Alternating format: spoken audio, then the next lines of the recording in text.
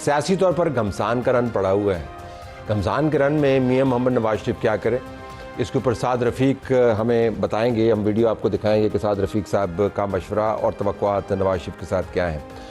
सोहेल आफरीदी साहब chief minister हैं KP के, लेकिन इस्लामाबाद में वो ज़्यादा पाए जाते हैं। कम से कम बाज़ लोग जो उनको फॉलो करते हैं उनका ख्याल ये है कि उनको टाइम KP में गुजारना चाहिए। तो सोशल मीडिया के ऊपर क्या बहस हो रही है ये भी हम आपको बताएंगे। वाशिंगटन टाइम्स का एक बड़ा आर्टिकल सर्कुलेशन में है। ब्रिगेडियर जनरल मार्क रिटायर्ड जो हैं उन्होंने ये आर्टिकल तहरीर किया है। उसमें बताया कि वाशिंगटन ने ट्रंप के नीचे मोदी को झंडी करा दी। हमने जनरल मार्क के साथ इंटरव्यू का एहतमाम किया, ज़रूर देखिएगा। वो हमें बता रहे हैं कि आर्टिकल के पीछे मुहरक़ात क्या है, उन्होंने क्यों ऐसी बात की और ट्रंप के ऊपर हम पाकिस्तान में कितना रिलाय करें। लेकिन बड़ी स्टोरी जो आइन के तहफ़्फ़ुज़ पर मामूर मुख्तलिफ़ अफ़कार को रिप्रजेंट करती हुई अपोजिशन है, उसका इज्तिमा है। हम इस इज्तिमा के आखिर में जो एलामिया आया उसमें जो डायलॉग वाला आंसर है उसके ऊपर बात करेंगे। अगरचे पाकिस्तान तहरीक इंसाफ से आज कह दिया गया इमरान खान की बहन ने कि जी जो डायलॉग करने वाले हैं वो PTI के मेंबरान नहीं हैं, लेकिन बहुत सारी बातों के साथ 2 रोज़ा कौमी मशावरती कॉन्फ्रेंस में जो एलामिया आया उसका आखिरी नुक्ता जो है वो आइन की बहाली के लिए डायलॉग का अमल है। इस पर ज़रा बात कर लेते हैं कि ये कितनी कहानी इसके अंदर गुंजाइश है और जान है। बिलाल अज़हर कियानी साहब वज़ीर मुमलिकत बराए रेलवे ख़जाना मुस्लिम लीग नवाज़ की तरफ से शुक्रिया जी, आपने हमें ज्वाइन किया। अमजद अली खान साहब MNA तहरीक इंसाफ की तरफ से आपका भी बहुत शुक्रिया। सफदर अली भाई साहब बहुत अरसे के बाद हमारे पास तशरीफ़ लाए हैं, सेक्रेटरी जनरल GDA के, आपको खुशामदीद जी और बहुत बहुत शुक्रिया, आपने हमें ज्वाइन किया, आप भी यहाँ पर मौजूद थे। तो ज़रा मैं अमजद साहब आपसे बात का आगाज़ कर लेता हूँ। अलीमा का मैं एक साउंड सुनाना चाहता हूँ ताकि उससे हम शुरू करें, क्योंकि आप डायलॉग की बड़ी बात होती है। सुनाई ज़रा अलीमा ने क्या कहा।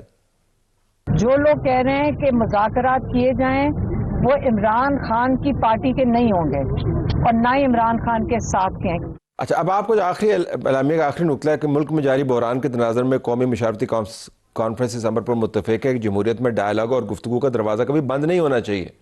वो कह रही है डायलॉग ही नहीं है, वो आपको पार्टी से निकाल देंगे अगर आपने डायलॉग की बात की। देखिए मेरे ख्याल में पार्टी का एक स्ट्रक्चर होता है और एहतजाज या डायलॉग का इख्तियार खान साहब ने दिया है तहरीक तहफ़्फ़ुज़ आइन पाकिस्तान की क़ियादत को, जिसमें महमूद खान चकज़ई और साथ में अल्लामा नासिर अब्बास साहब को वो इख्तियार मिल गया है। और मेरे ख्याल में पिछले 2 सालों में ये इख्तियार पहली मरतबा इमरान खान ने उन दोनों को दिया है। इसमें इमरान खान से भी पूछने की उन्होंने कहा। अलीमा के बयान की कोई हैसियत नहीं है आपके? नहीं, हैसियत की बात नहीं, ये उनकी अपनी राय हो सकती है और इस पे बात भी हो सकती है पार्टी में, लेकिन इसका मतलब ये नहीं है क्योंकि उनके पास पार्टी का कोई ओहदा या पार्टी की तंजीम में कोई ओहदा नहीं है। लेकिन आवाज़ तो इस पे इमरान खान को रिप्रेजेंट करती है ना, आप सारे उसको फॉलो भी करते हैं, जब उनके साथ धरने में भी शरीक होते हैं। हम समझते हैं कि आप एक प्रोसीजरल पॉइंट ऑफ व्यू ले रहे हैं, लेकिन जब वो बात करती हैं तो वो इमरान खान को रिप्रेजेंट करती हैं। तो या तो आप हमें आज प्रोग्राम में कह देंगे कि ये जो बात की है इसका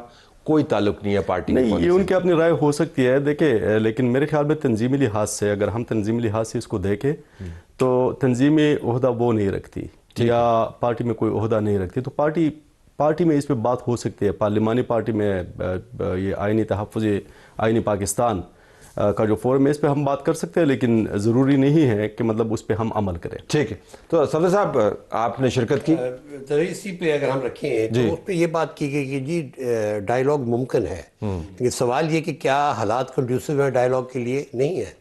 मतलब आज जो भी सूरत-हाल आप लें और अगर आप उसको पूरे तनाजुर में देखें, सियासी तनाजुर में, तो इस वक्त जो कुछ खान साहब के साथ हो रहा है ऑनेस्टली क्या और उनको सजा मिली? नहीं, सजा मतलब ऑनेस्टली मतलब सजा जिन केसेस में मिल रही है वो क्या केसेस हैं जिन पे उनको सजा मिली? आई एम नॉट द जज, कोर्ट में इनके लॉयर्स गए थे, हम भी जज नहीं है, हम भी जज नहीं, लेकिन एक जो आम फहम में लोग ये समझते हैं कि ये सारी की सारी ज्यादती है। मतलब जैसे भुट्टो साहब को आपने फांसी पे चढ़ा दिया, लेकिन 40 इमरान खान को भुट्टो साहब से नहीं, मैं भाई एक सियासी लीडर तो है ना और एक पॉपुलर लीडर है। मैं ये नहीं कहूँगा कि भाई हम कंपैरिजन कर रहे हैं, लेकिन मैं इस कंपैरेटिव इसलिए कह रहा हूँ कि जो उनको आपने फांसी पे चढ़ा दिया, 40 साल बाद आपकी सुप्रीम कोर्ट कहती है कि जो सारा का सारा फैसला गलत था, कि हम अब 40 साल इंतजार करेंगे जी कि खान साहब को जो सजाएं मिल रही हैं वो गलत है।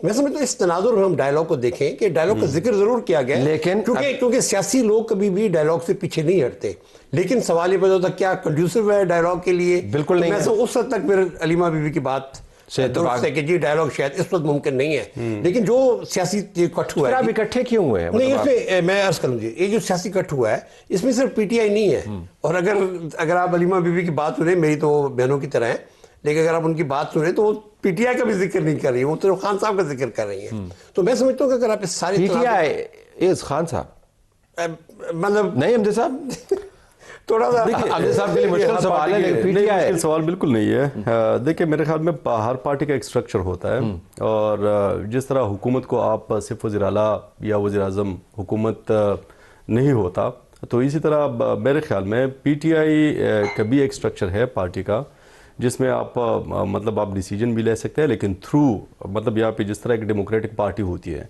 वो खान साहब को अपने फैसले वहाँ पे, ये तो हो गई कागज की बात, लेकिन नहीं अगर की बात ये उधर से जेल से बैठ कहते हैं चीफ मिनिस्टर चेंज करो, चीफ मिनिस्टर चेंज हो जाता है। नहीं, बिल्कुल। देखिए, नहीं, उन्होंने कहा था बहुत सारी एचसीजीज है जिसकी मैं मिसाल आपको दे सकता हूँ। खान साहब चाह रहे थे कि हम पार्लियामेंट से भी निकले, पार्लियामेंट में ना जाए, लेकिन पार्लियामानी पार्टी का यह फैसला था कि हम पार्लियामेंट में रहे, वहाँ पे अपनी आवाज़ उठाए। तो पार्लियामानी पार्टी के फैसले को खान साहब ने ऑनर किया। अभी खान साहब बिल्कुल नहीं चाह रहे थे कि डायलॉग का दरवाज़ा खुले, लेकिन ये पार्लियामानी पार्टी का फैसला था कि हम डायलॉग को एज ऑप्शन रखें, बशर्ते ये कि बाइख्तियार लोगों के साथ हमारा डायलॉग हो। ये प्लीज आज मेरे प्रोग्राम में देखिए, हमारा भी मकसद ये, मेरे साहब आपके पास आते हैं ज़रा, लेकिन मैं मवाद जनरेट करना चाह रहा हूँ। बाइख्तियार लोगों के नाम ले दें प्लीज़ ज़रा मुझे, प्लीज़ मैं जानना चाह रहा हूँ ऑनेस्टली, आप हमें बाख्तियार लोगों के नाम ले दें ताकि हम बाख्तियार लोगों की बहस से तो बाहर हमने मेरे ख्याल, अगर आप नहीं लेंगे तो फिर मैं नाम ले दूं। मैं अर्ज करूँ उस पर, देखिए ये इस वक्त जो निज़ाम है, ये तो पाकिस्तान की तारीख का यूनिक तरीन निज़ाम, इस तरह भाई या तो आउटराइट मार्शल लॉ होता है, या तो कहते हैं हाइब्रिड निज़ाम। 2018 में क्या, तो ना हाइब्रिड है ना मार्शल लॉ है, पता नहीं क्या है। 18 में क्या था? क्या 2018 में क्या? 2018 में एक जेन्युइनली इलेक्टेड प्राइम मिनिस्टर था, किस तरह आप उसको डिनाई कर सकते हैं? 2018 में जो इंतखाबात हुए, बिल्कुल इंतखाबात में बावजूद सारी अमल के जो कि लगी, तो उसमें कोई दो नंबरी नहीं थी, कोई दो नंबरी नहीं थी। बिल्कुल 2018 में, हाँ बिल्कुल 2018 में 2 नंबरी सिंध में हुई थी कि वहां आपने उठा के सारी की सारी जो यूनिवर्सिटी जरदारी साहब के हवाले कर दी थी। हाँ जी, वापस आ जाए जरा। तो अब इन्होंने एक मेहनत करके दरवाज़ा खोला है, इमरान खान की मंशा के बरखिलाफ इन्होंने डायलॉग के लिए एक ऑप्शन रखी है, आप माहौल कंड्यूसिव पैदा करें। जी बिस्मिल्लाहिर्रहमानिर्रहीम, तलत साहब बहुत शुक्रिया जी अपने शो में दावत देने का। सबसे पहले तो जी मैं 2018 में तो पीटीआई ने टिकट भी अपने नहीं बांटे थे, तो क्या इलेक्शन और क्या वो बातें जी, जो किसने बांटे थे वो तो भी नाम लेते हैं, नामों के बगैर मज़ा नहीं आता। हम सर सुनते जो इनके लोगों से सुनते आए हैं, वो साहब भी थे जिनके खिलाफ अभी कन्विक्शन हुई है, उनका भी नाम आता था उसमें, कि बहुत लोग इंटरव्यू देने भी वहाँ पे जाते थे। तो देखिए ये तो फिर बातें हैं, अब आप ये जब मॉरल हाई हॉर्स पे बैठते हैं ना और ये इस तरह लेक्चर देते हैं, और ख़ास तौर पे वो लोग असद कैसर साहब जैसे लोग आके असेंबली में आके स्पीकर के मनसब और आइन की पासदारी की बात करते हैं असेंबली में, तो बंदा देख के दंग रह जाता है। तो खाकान अवाइस साहब को मैंने देखा है, वो आपके साथ मौजूद है, असद कैसर साहब के साथ, उनका क्लिप बड़ा चला जिसमें खाकान अवाइस साहब बता रहे हैं असद कैसर साहब को कि आप मेरे साथ क्या करते होते थे जब वो स्पीकर थे।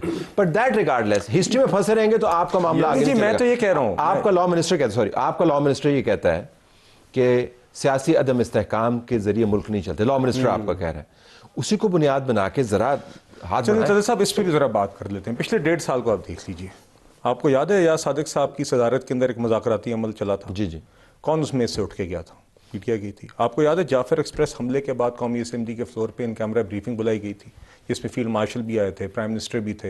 यही मकसद था कि बंद दरवाज़ों के अंदर बैठ के कंड्यूसिव इन्वायरमेंट में पार्लियामेंट के फ्लोर पे कैमरे की आंख से दूर होकर आप भी आएँ, हम भी बैठते, दहशतगर्दी के ऊपर आके हम बातचीत करते हैं, दूसरा खुल के बात करते हैं। कौन नहीं आया? पीटीआई नहीं आई। फिलिस्तीन के फिलिस्तीन के ऊपर ऑल पार्टीज कॉन्फ्रेंस बुलाएगी, कौन नहीं आया? पीटीआई नहीं आई। आज कौमी असेंबली की स्टैंडिंग कमेटी से कौन उठ के गया हुआ है? पीटीआई गई हुई।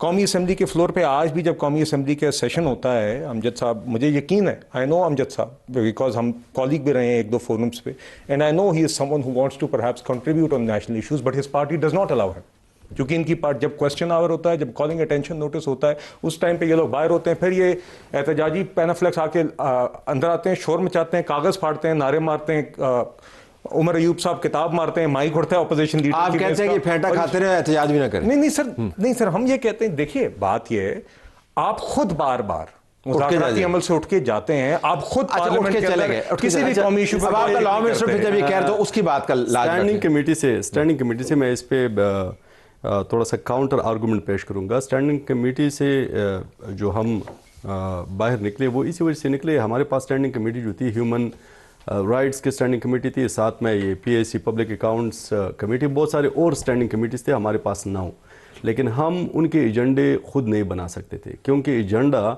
जो बनाता है वो स्पीकर ऑफिस के थ्रू वो एजेंडा बनता है। जो हम यहाँ से भेजते थे एजेंडा, वो एजेंडा तब्दील हो के वापस हमारे पास लेकिन आपने आता था। इस वजह से दूसरी इस वजह से आपने रिजाइन नहीं किया, वेरी आपने रिजाइन इस वजह से किया कि इमरान खान ने आपको कहा था आपने रिजाइन करना है। नहीं, वो तो दैट वाज द रीजन। देखिए, जिस तरह मैंने आपको पहले कहा कि इमरान खान ने बहुत सारे ऐसे फैसले किए, वहाँ से इमरान खान की ख्वाहिश थी कि वो ऐसे फैसले करे, लेकिन पार्लिमानी कमेटी ने अपना काउंटर आर्गूमेंट दे के इमरान खान को लेकिन ये राजी किया इस पे। हिदायत अभी तलत भाई देखिए ये एतराज़ात अपनी जगह पर, लेकिन दोबारा बसद एहतराम आपने इन मामूलात की बुनियाद पर इस्तीफे नहीं दिए थे।